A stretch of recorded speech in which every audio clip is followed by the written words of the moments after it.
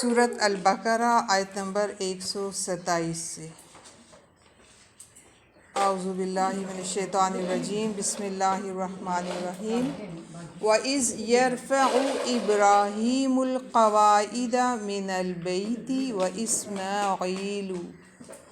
اور جب بلند کر رہے تھے ابراہیم علیہ السلام بنیادیں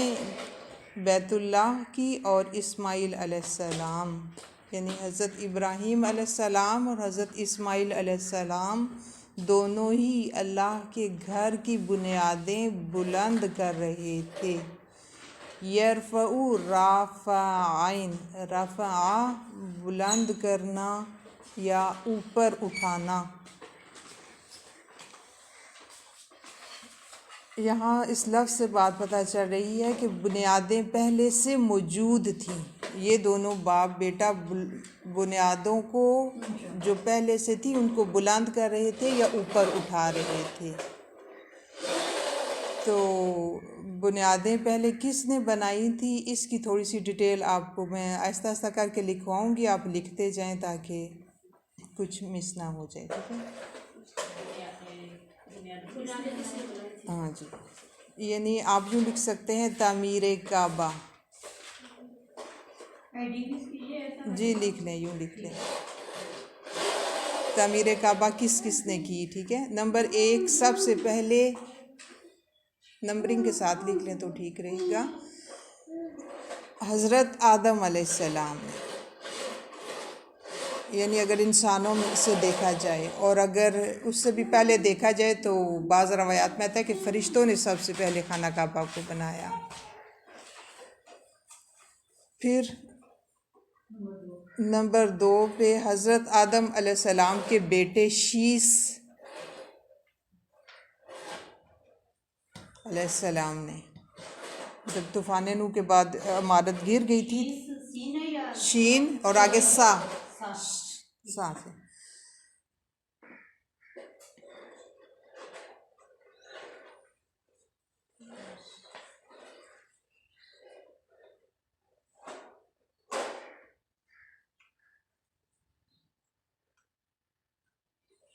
پھر اس کے بعد قبیلہ جرہم،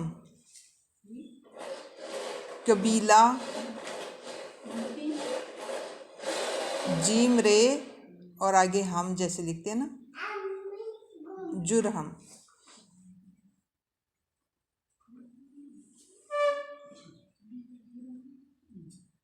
پھر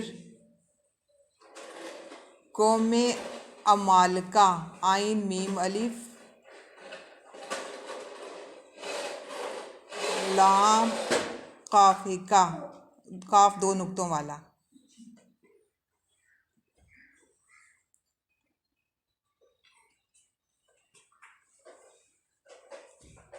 پھر قصی بن کلاب، قصی قاف صاد اور چھوٹی یہ، قاف 2 نقطوں والا، صاد اور چھوٹی یہ، بن کلاب قاف کش والا، کلاب۔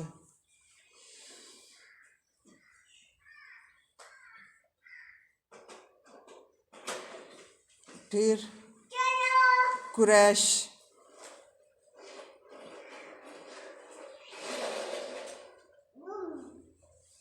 قریش نے بنایا تھا، آپ کو یاد ہوگا رسول صلی اللہ علیہ وسلم کی نبوت سے تقریباً 5 سال پہلے، یعنی ہمارے نبی صلی اللہ علیہ وسلم کی عمر مبارک تقریباً 35 ایئرز تھی، اس وقت قریش نے بنایا تھا۔ اور وہ آپ کو وہ واقعہ تو آپ نے سن رکھا ہوگا نا، حجر اسود نصب کرنے والا، جھگڑا ہو رہا تھا کہ ہاں، تو اس وقت یہ قریش نے کیا تھا، ٹھیک ہے۔ حجر اسود تو ڈے 1 سے، جب سے خانہ کعبہ کی تعمیر ہوئی وہاں پہ لگایا گیا نا۔ پھر نیکسٹ ہے حضرت عبداللہ بن زبیر رضی اللہ تعالیٰ عنہ،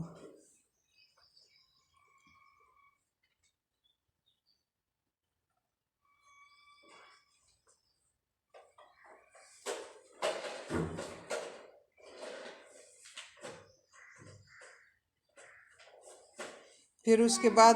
عبد الملک زبیر، ہاں جی، زے بے یہ رے،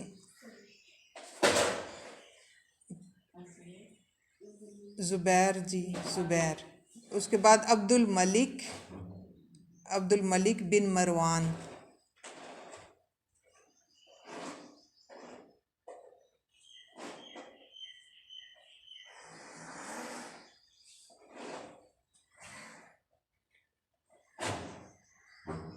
پھر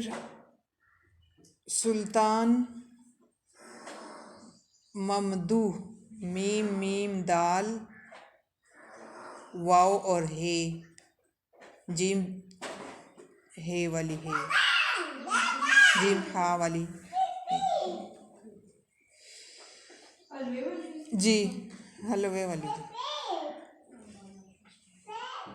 بس یہ کچھ اس کی تعمیر ہے جو مختلف زمانوں میں ہوتی رہی، اور آج کل جو پچھلے دنوں میں ہوئی ہے وہ تو آپ کو معلوم ہی ہے، مزید اس میں تعمیر تو نہیں ہوئی، مزید کنسٹرکشن جو ہے ابھی پچھلے دنوں میں ہوئی،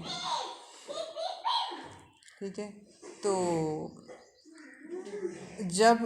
ابراہیم جی جو حضرت ابراہیم علیہ السلام تھے اس کے بعد کے یہ سارے بندے پہلے کے، ان کے بعد حضرت ابراہیم علیہ السلام نے کی سلطان بن ممدوح کے بعد۔ میں نے آپ کو ساتھ میں لکھوایا، آپ بولتے جائیں، اب میں آپ کو کلیئر کر دیتی ہوں۔ حضرت آدم علیہ السلام اور سب سے پہلے فرشتوں نے کی، اس کے بعد حضرت آدم علیہ السلام کے بیٹے شیس علیہ السلام نے، پھر قبیلہ جرم نے، قوم امالکہ، خبئی بن کلاب قریش، حضرت عبداللہ بن زبیر رضی اللہ عنہ، عبد المالک بن سلطان ممدوح۔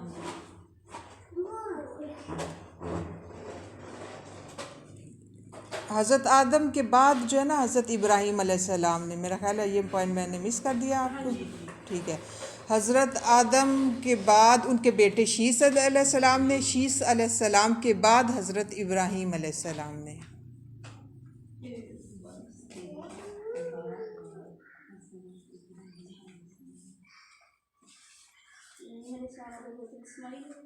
ہاں جی، حضرت ابراہیم اور حضرت اسماعیل علیہ السلام۔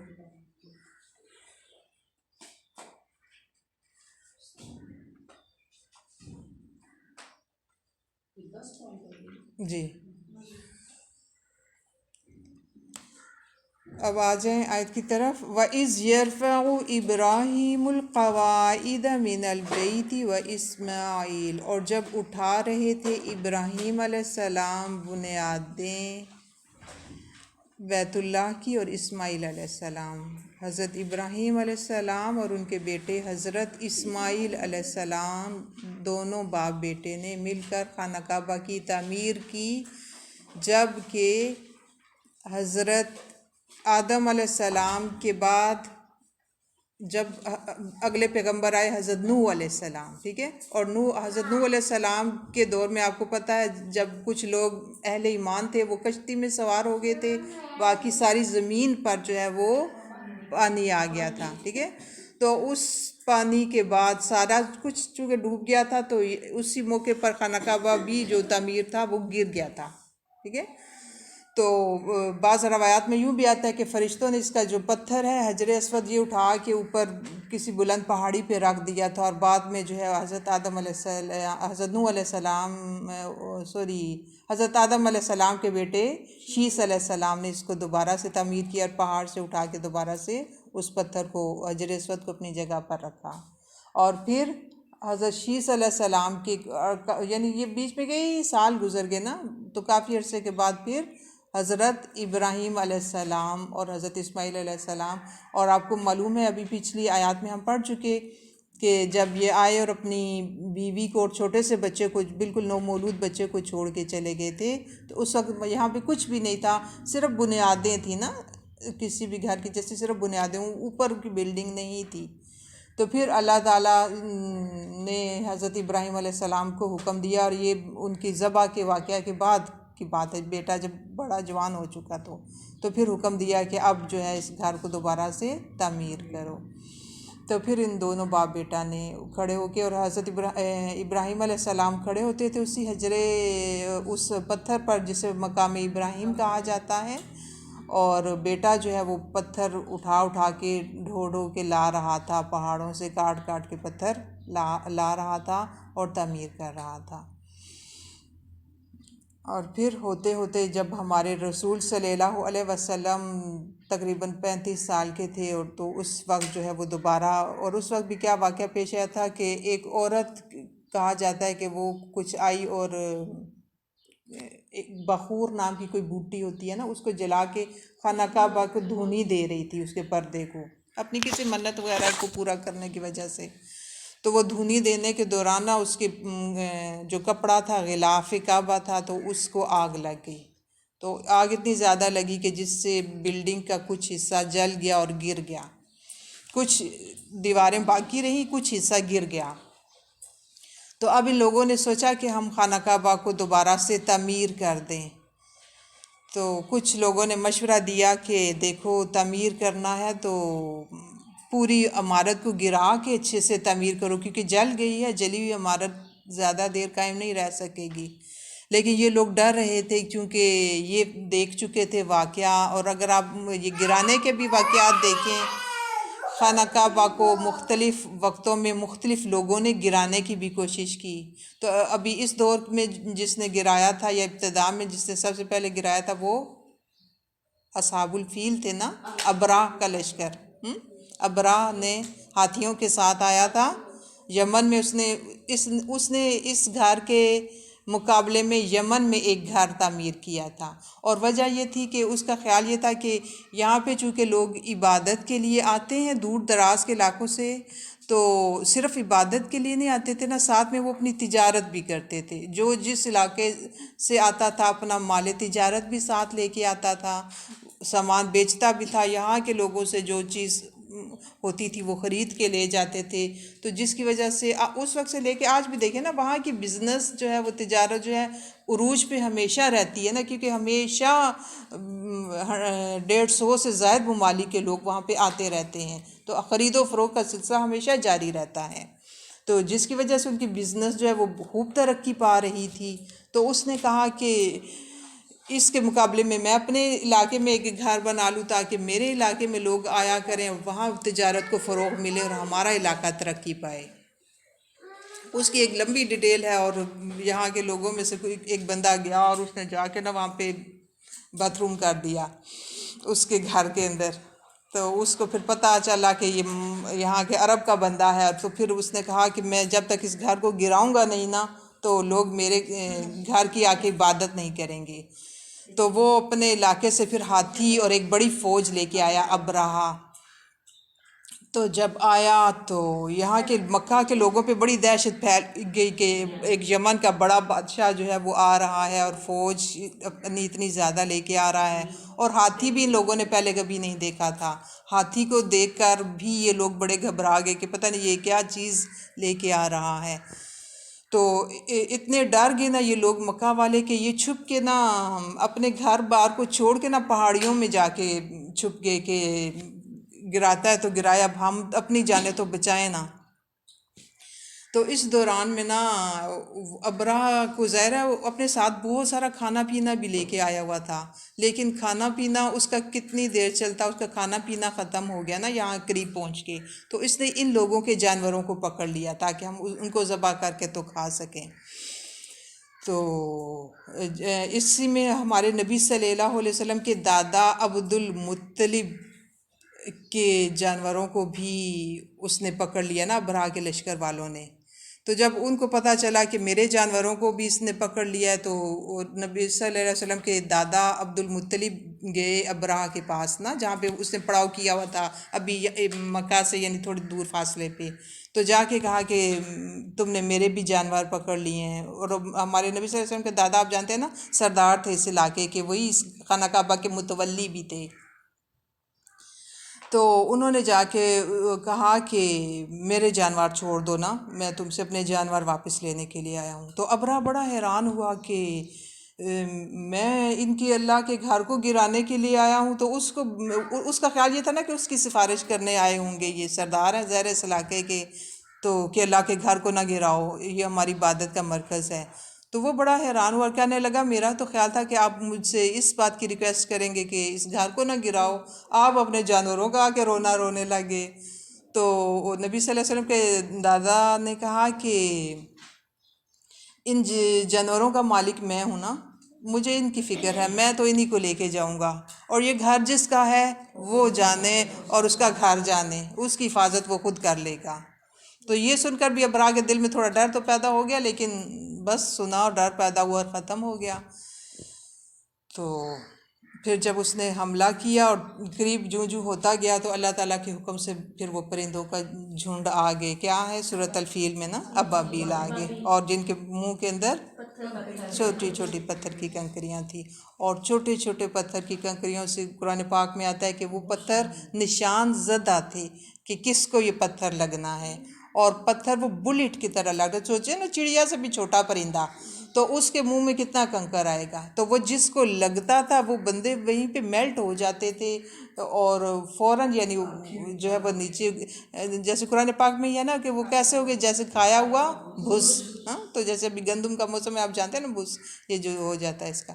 تو ایسے بندے ہو گئے، بندوں کا چورا ہو گیا وہ چھوٹی چھوٹی کنکریاں لگنے کی وجہ سے۔ تو حفاظت کر لی اللہ نے خود اپنے گھر کی۔ تو اور رسول صلی اللہ علیہ وسلم کی ایک حدیث مبارک بھی ہے کہ جس میں آپ صلی اللہ علیہ وسلم نے فرمایا کہ قیامت کے دن خانہ کعبہ کو ایک پتلی ٹانگوں والا حبشی گرائے گا،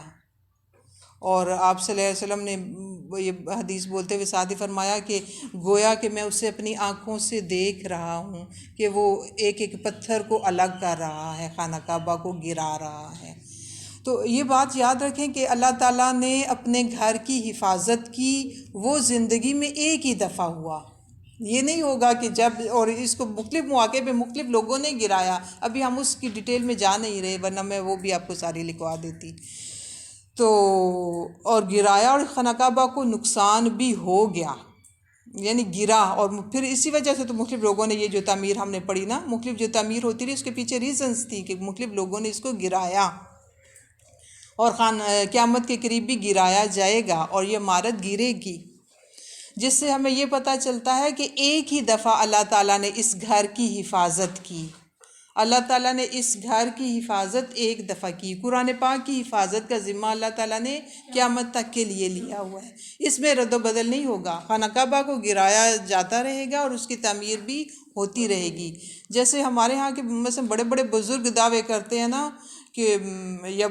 بزرگ تو ابھی موجود نہیں رہے، آگے ان کے فالورز دعوے کرتے ہیں کہ ہمارے بزرگ نے یہ کر دیا، ہمارے بزرگ نے یہ 65 کی اور 71 کی جنگوں میں راوی کے پل پہ آ کے بم پکڑے انڈیا کے اور یہ وہ کیا۔ تو اگر واقعی میں یہ بم پکڑنے والے ہوتے یا انہوں نے بچایا ہوتا، تو آج ان کے اپنے درباروں پہ سوسائڈ اٹیمپٹ ہو رہے ہیں نا، خودکش حملے ہو رہے ہیں نا ان کے اپنے درباروں پہ، تو بچاتے ہیں نا اپنے درباروں کو۔ تو جب ایسا کہا جاتا ہے نا تو وہ کہتے ہیں کہ دیکھو خانہ کعبہ بھی تو گرایا نا، تو ہمارے بزرگوں کو کیوں کہتے ہیں؟ تو خانہ کعبہ کی حفاظت کا ذمہ اللہ تعالیٰ نے ایک ہی دفعہ لیا تھا اور اللہ تعالیٰ نے کر کے دکھایا، لیکن ان بزرگ تو کلیم کرتے ہیں نا، ٹھیک ہے، تو بزرگ تو کلیم کرتے ہیں نا کہ ہم اپنے یہ کر سکتے ہیں، بچا سکتے ہیں، تو بچائیں نا اگر بچا سکتے ہیں۔ جیسے وہ 11 سال کی ڈوبی ہوئی بارات کو بزرگوں نے بچا لیا، تو 11 سال کی ڈوبی ہوئی تمہارے بزرگوں نے بارات کو بچا لیا، تمہارے بزرگوں نے یہ کر دیا، تو ہمارے نبی صلی اللہ علیہ وسلم کی شان کے خلاف خاکے لگائے جاتے ہیں یوٹیوب پہ، نبی صلی اللہ علیہ وسلم کی شان میں گستاخی کی جاتی ہے، تو تمہارے بزرگ کدھر موجود ہیں؟ اگر تو ڈالے نا ایک نگاہ اور ڈیلیٹ کر دینا یہ خاکے۔ تو مانتے کس لحاظ سے ہم بزرگوں کو؟ کیونکہ یہ سب باتیں جھوٹ ہوتی ہیں۔ مثلا بہت سارے لوگ دعویٰ کرتے ہیں نا ہمارے پیر صاحب، ہمارے بزرگ صاحب کبھی سوئے نہیں، انہوں نے کبھی کھایا پیا کچھ نہیں، تو آ جائیں کیمرے کے سامنے، لگ جائیں ان پہ کیمرے اور دیکھتے ہیں کتنے دن وہ کھائے پیے بغیر رہتے ہیں، کتنے دن وہ اپنا پیشاب روک کے دکھا دینا، ابھی ساری پہ پی کے سوتے ہیں نا پانی، کتنی دیر سوئے رہتے ہیں، اٹھ کے واش روم کے چکر لگ رہے ہوتے ہیں نا۔ تو بزرگی ساری ڈھیر ہو جاتی ہے کیونکہ یہ سارے جھوٹے دعوے ہوتے ہیں۔ سارے جھوٹے دعوے، اسی پر ہی تو ہمارے دین کی بنیاد کھڑی ہے، جو کہ ہے ہی کچھ نہیں، اگر یعنی لوگوں نے جو بنائی ہوئی ہے جعلی دین کے اوپر، اور اگر اصلی دین کے اوپر رہیں، جو کہتے ہیں ہم دین ابراہیمی پر ہیں، تو دین ابراہیمی تو یہ ہے جنہوں نے اللہ کا گھر بنایا اور پھر دعا مانگی، ربنا تقبل منا، اے ہمارے رب تو ہم سے اس عبادت کو قبول کر لے۔ یہاں سے کیا بات پتہ چل رہی ہے کہ عبادت کرنے کے بعد اپنی عبادت پر کوئی فخر غرور نہیں، بلکہ پھر اللہ تعالیٰ سے دعا کہ اے اللہ میں نے یہ جو کی عبادت تو اسے قبول کر لے، پتہ نہیں قبول ہوگی یا نہیں۔ یہ اللہ کے دونوں نبی اور دونوں کر رہے ہیں وہ کام جو اللہ تعالیٰ نے ان کو سپرد کیا،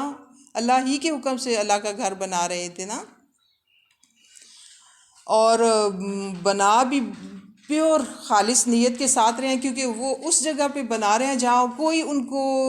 اپریشیٹ کرنے والا نہیں، کوئی ان کی تعریف کرنے والا نہیں۔ مثلا ہمارے گھر بنتے ہیں نا تو ہم ان کو کتنے کتنے کھانے، چائے، بسکٹ، سموسے، کیا سے کیا ان کی خدمت پہ پیش کر رہے ہوتے ہیں نا۔ تو ان کو کون تھا کچھ دینے والا؟ نہ مزدوری، نہ کچھ بھی دینے والا نہیں تھا، خالص اللہ کے لیے بنا رہے تھے، پھر بھی دعا مانگ رہے تھے اے ہمارے رب تو ہم سے قبول کر لے، انکا انت السمیع العلیم، بے شک تو سننے والا ہے، تو جاننے والا ہے، جو ہم دعا مانگ رہے ہیں تو اسے سن رہا ہے، ہماری نیتیں کیسی ہیں تو جاننے والا ہے، اے ہمارے رب تو اسے قبول فرما لے۔ وآخر دعوانا الحمدللہ۔ وہ جو عورت جو دھوئی دے رہی تھی، آپ لگ کے کھانا کبا